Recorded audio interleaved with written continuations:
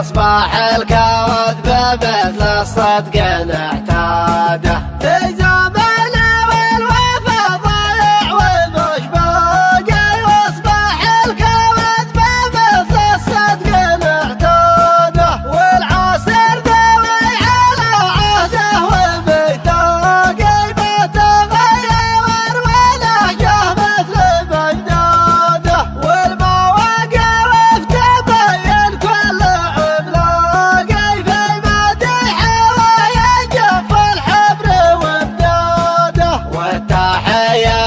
لكم من داخل أعماقي يصر وحل قدايب ورواده والتحية لكم من داخل أعماقي يصر وحل قدايب ورواده يصر وحل قدايب ورواده.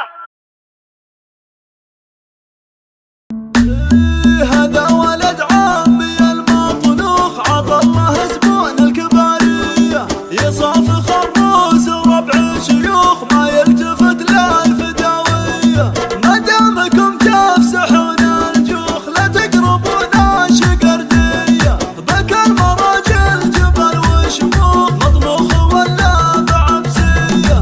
حارت الافكار فالراس واحتار القصيد يوم كبرت ما لها للمواقف الكبار ولا ترى لغير راجل من النوع الفريد لا تزكر البلاوي تجيب عن الصغار عطى الله ثاني الغصاب في اليوم الشديد اسمه فك مسجون ورد اعتبار وقفته عند العرام من قريب ومن بعيد مضرب الامثال في كل بيت وكل دار حاتميا في يمينه مثل سيف الوريد قصره اللي صاير للعرب مثل المزار له مواقف جملاتنا وكل يوم يفيد حرنا اللي والثان طيب من رؤوس الحرام له حجاج طلق ومنطق وراي سديد ميزة ما شفته الا مع طول العمر هو بطل الراس والراس للجسر عقيد نور ديوانه لجيته تقل شمس النهار كانه يقول لضيوفه هلا وهل من مزيد اقلطوا ونسبون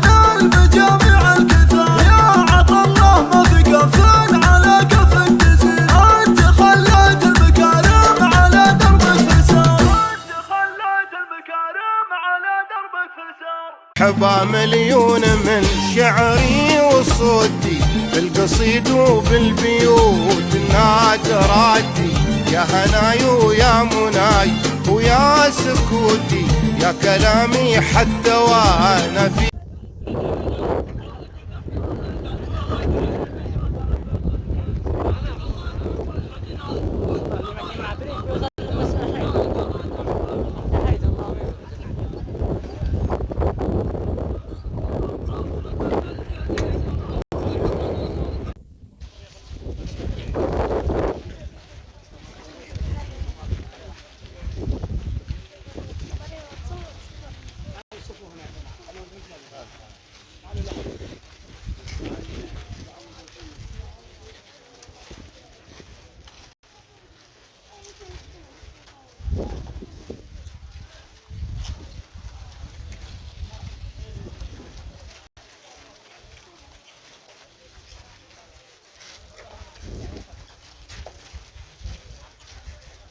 هذا بيتلتف الآن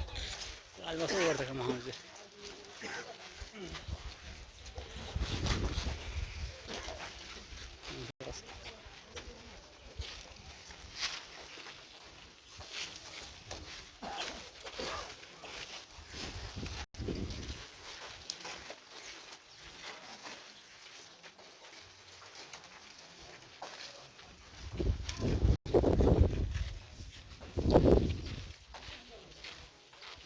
صورتكم هلا.